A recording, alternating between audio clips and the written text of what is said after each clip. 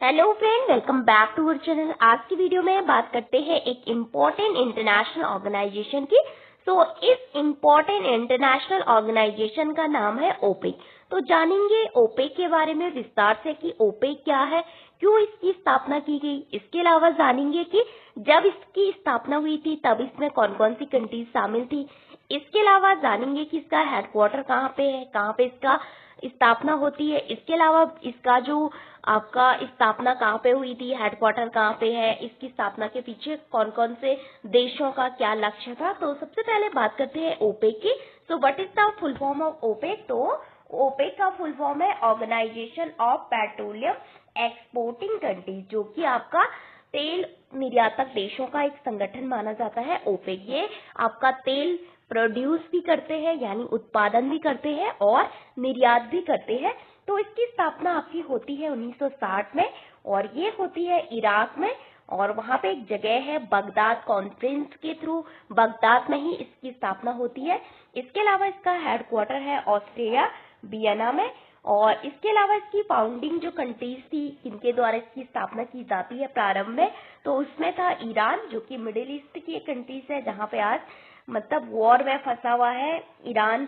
किसके साथ? इजराइल और अमेरिका के साथ। इराक हो गया, कुवैत हो गया, सऊदी अरेबिया हो गया और वेनेजुला इसकी जो प्रारंभिक फाउंडिंग कंट्रीज थी। आपको पता होगा कि ईरान में काफी ज्यादा मात्रा में ऑयल होता है, लेकिन अभी वर्तमान समय में ईरान के द्वारा कोई भी ऑयल सप्लाई विश्व के अन्य देशों को नहीं की जा रही है, क्योंकि वहां पे आपका वॉर चल रहा है। इसके अलावा स्टेट ऑफ हॉर्मुज आपने देखा होगा कि इधर पर्शियन गल्फ है और इधर है मतलब सी और ओमान की जो खाड़ी है वहां पे बीच में यहाँ पे स्टेट ऑफ हॉर्मुज है, जिसपे कि काफी कंट्रोल जो है ईरान का होता है। तो ईरान इसके द्वारा आपका जो ऑयल सप्लाई को बाधित कर रहा है, ऑयल की जो अन्य देशों को सप्लाई है, पूर्ति है, आपका अच्छी सी नहीं हो पा रही है, जिस कारण से पूरी दुनिया की जो अर्थव्यवस्था है उस पर काफी प्रभाव पड़ रहा है। जैसे इंडिया में आपको पता होगा कि हम सबसे ज्यादा जो एलएनजी है वो कहाँ से खरीदते हैं?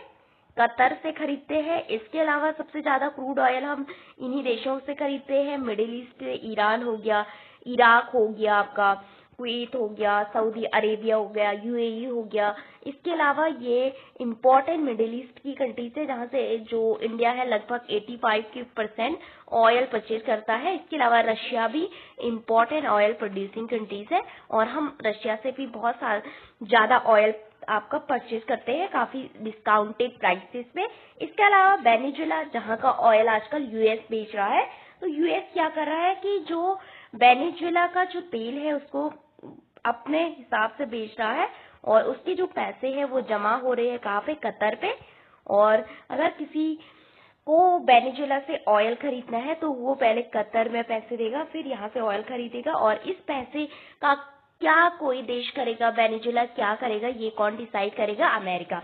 तो वेनेजुला का जो तेल है उसको रिफाइन करने में काफी टाइम लगता है, काफी टूल्स लगते हैं, लेकिन इंडिया के पास उतने टूल्स आपके अवेलेबल नहीं है, जिसके कारण हमें इसको सफाई करने में काफी टाइम लगता है। लेकिन जो ईरान का ऑयल है, इसके अलावा रशिया का ऑयल है, काफी अच्छा माना जाता है, क्योंकि हम क्रूड ऑयल वहां से परचेज करते हैं, फिर उसको अपने देश में आके रिफाइन करते हैं, फिर अन्य देशों को निर्यात भी करते हैं और अपनी जरूरतें भी पूरा करते हैं। तो ऑयल एक इम्पोर्टेंट आपका मतलब एक इम्पोर्टेंट चीज है विश्व की अर्थव्यवस्था को रेगुलेट करने में। बहुत सारे चीज आपकी तेल से ही चलती है। तो यहाँ पे इसकी स्थापना 5-6 देशों के द्वारा की गई थी। तो Iran, Iraq, Kuwait, Saudi Arabia और वेनेजुला इसकी स्थापना के समय देश थे।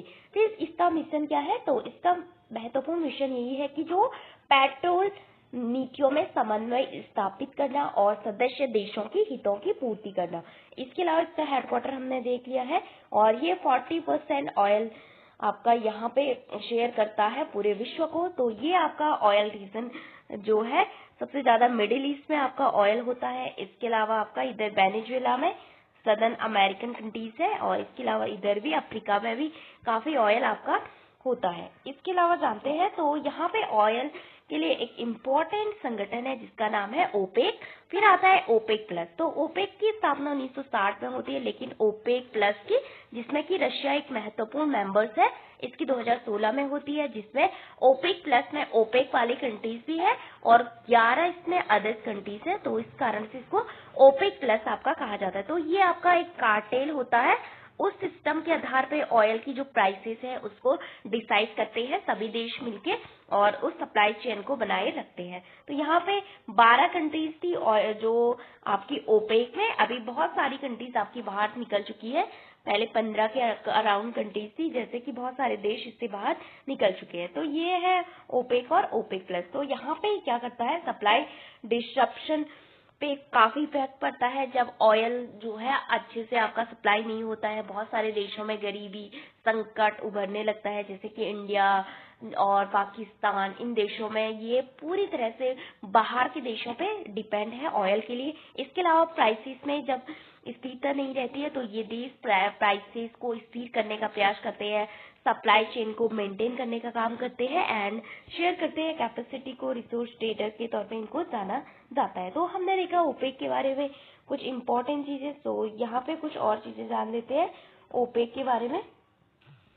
तो ओपेक क्या है, आपका पेट्रोलियम निर्यातक देशों का एक संगठन कहा जाता है इसको, और ये इसका तेल, शक्ति और बाजार के प्रभुत्व पर काफी डोमिनेंस है, क्योंकि इसी के द्वारा बहुत सारे प्राइसेस आपके डिसाइड होते हैं पूरे इंटरनेशनल लेवल पे कि ऑयल कितने में आपका परचेज, मतलब कोई देश खरीदेगा। तो वैश्विक ऊर्जा का नियंत्रण कक्ष भी इसको कहा जाता है, क्योंकि बहुत सारी जो ऊर्जा है विश्व के अन्य देशों पे वो आपकी ओपेक पे निर्भर करती है कि ओपेक कैसे आपका जो सप्लाई है और इसके अलावा मार्केट है उसको रेगुलेट करके रखता है। तो वैश्विक बाजार पर एकाधिकार ओपेक केवल तेल नहीं बेचता है, बल्कि वैश्विक जो अर्थव्यवस्था है उसको गति प्रदान करता है और पूरी दुनिया में आपका एनर्जी जो आपका ऊर्जा है उसकी आपूर्ति को संतुलित करता है। लगभग 40% वैश्विक तेल उत्पादन और इनके पास प्रमाणित जो तेल भंडार है 79% के अराउंड है। तो सबसे ज्यादा मिडिल ईस्ट की कंट्रीज यहाँ पे ऑयल आपका उत्पादन करती है। तो 1960 में एक शक्ति के नए युग का आरंभ होता है। तो वहां पे उत्पादकों के लिए उचित मूल्य और उपभोक्ताओं के लिए कुशल आपूर्ति सुनिश्चित करना इसका मुख्य उद्देश्य था। एक अंतर सरकारी संगठन यानी इंटरनेशनल ऑर्गेनाइजेशन भी इसको कहा जाता है, मतलब इस तरह से अंतर सरकारी संगठन। तो इसका जो स्थापना हुई थी बगदाद में, इसकी स्थापना होती है 1960 में और मुख्यालय है कहाँ पे, वियना ऑस्ट्रिया में। और Iraq, Iran, Kuwait, Saudi Arabia और वेनेजुला इसकी प्रारंभ में मेंबर्स कंट्री से है। तो 5 देशों के द्वारा स्थापना की गई थी और 12 कंट्रीज अभी इसमें है। बहुत सारे देश, हाल ही में आपका अंगोला जो है इससे बाहर निकला है। इसके अलावा 2024 का नेटवर्क और बदलता स्वरूप। तो वर्तमान समय में 12 देशों का संगठन है। तो अंगोला जो है 1 जनवरी 2024 को इसने ओपेक को छोड़ दिया है। इसके अलावा मुक्त बाजार और कार्टेल क्या है, तो कार्टेल जो है उत्पादन लक्ष्यों का प्रबंधन और कीमत में स्थिरता, यानी बहुत सारे देश डिसाइड करते हैं कि हम किस प्राइसेस पे ऑयल बेचेंगे, उसको अन्य देशों को आपका निर्यात करेंगे, तो उसको आपका कार्टेल कहा जाता है, आपने बहुत सुना होगा। तो इसके बाद 2016 में ओपेक प्लस बनता है, जिसमें कि रशिया एक महत्वपूर्ण नया सहयोगी यहाँ पे ऐड किया गया था। तो 12 इसमें तो ओपेक की कंट्रीज है प्लस 11 अन्य देश है इसमें। तो ये इसको कहा जाता है ओपेक प्लस, जैसे कि आपने सुना होगा ब्रिक से ब्रिक प्लस, तो वैसे ही ओपेक से ओपेक प्लस बना। फिर है ओपेक, ये आपका 1960 में भारत सदस्य सऊदी अरेबिया इसमें महत्वपूर्ण शक्ति माना जाता है और मूल्य निर्धारण और बुनियादी ढांचे का विकास करता है। ओपेक प्लस क्या करता है, 2016 में इसकी स्थापना होती है। 23 कंट्रीज इसमें है, 12 प्लस 11 वो नॉन ओपेक कंट्रीज है और 12 इसमें की ओपेक कंट्री है। तो यहाँ पे सऊदी अरेबिया और रशिया का काफी ज्यादा कंट्रोल रहता है और उत्पादन बाजार की चुनौतियों और नई प्रतिस्पर्धा से आपको निपटना है। तो यहाँ पे जो ऑयल में जो ओपेक का एक महत्वपूर्ण आपका योगदान आपका रहता है। तो सबसे पहले कुछ और समझ, तो हमने देखा कि what is the full form of OPEC. तो organization of petroleum exporting countries इसका फुल फॉर्म है। और यहाँ पे इसकी जो स्थापना हुई थी 1960 में हुई थी, बगदाद इराक में हुई थी। हेडक्वार्टर वियना ऑस्ट्रिया में है। सेक्रेटरी जनरल भी इसकी इम्पोर्टेंट है जो कि कुवैत से है। और जो फाउंडिंग मेंबर्स रही है वो कौन सी रही है 1960 में, ईरान हो गया, इराक हो गया आपका इराक, कुवैत हो गया, सऊदी अरेबिया हो गया और वेनेजुला हो गई। तो ये इसकी इम्पोर्टेंट कंट्रीज है जो फाउंडिंग। तो ये मिडिल ईस्ट की 4 कंट्रीज है, एक वेनेजुला जो कि आपकी साउथ अमेरिका से है। इसके अलावा इसका जो बहुत सारे देश जो है इसे लेफ्ट कर चुके हैं, यानी इसको छोड़ चुके हैं, जैसे कि कतर ने इसको छोड़ दिया है 2019 में, इंडोनेशिया ने इसे लेफ्ट कर दिया है, इक्वेडोर ने 2020 में इससे छोड़ दिया है, और 2024 में किसने छोड़ा है, अंगोला ने छोड़ा है 1 जनवरी 2024 में। यहाँ पे आपका 2023 आपका लिखा हुआ है। तो मेन ऑब्जेक्टिव क्या है ओपेक के, तो कंट्रोल करता है ऑयल प्राइसेस को, स्टेबलाइज करता है प्राइसेस को यानी स्थिर करता है, पूरी दुनिया में जो मार्केट है उसको अच्छे से रेगुलेट करने में काफी इम्पोर्टेंट भूमिका निभाता है, जो स्थिरता होती है दुनिया में। तो अभी आपको पता होगा कि इस कारण से जो ऑयल प्राइसेस है, जो उनका डिस्ट्रप्शन हो रहा है, ऑयल आपकी सप्लाई अच्छे से नहीं हो पा रही, तो इस कारण से बहुत सारे देशों की जो अर्थव्यवस्था है उन पे काफी प्रभाव पड़ रहा है। जैसे बांग्लादेश हो गया, जो कि आजकल आपने देखा होगा न्यूज में कि इंडिया जो है बांग्लादेश को ऑयल दे रहा है अपना। इसके अलावा बहुत सारे नेपाल जैसी कंट्री, चाइना की भी बहुत सारी सप्लाई यहीं से आपकी होती है।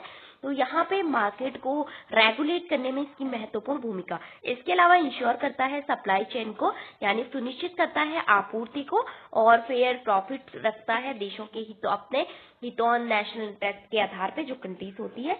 तो 80% ऑयल, वर्ल्ड ऑयल रिजर्व इनके पास है, 40% के अराउंड ये आपका प्रोडक्शन करते हैं, 79% के अराउंड आपका ऑयल रिजर्व इनके पास है।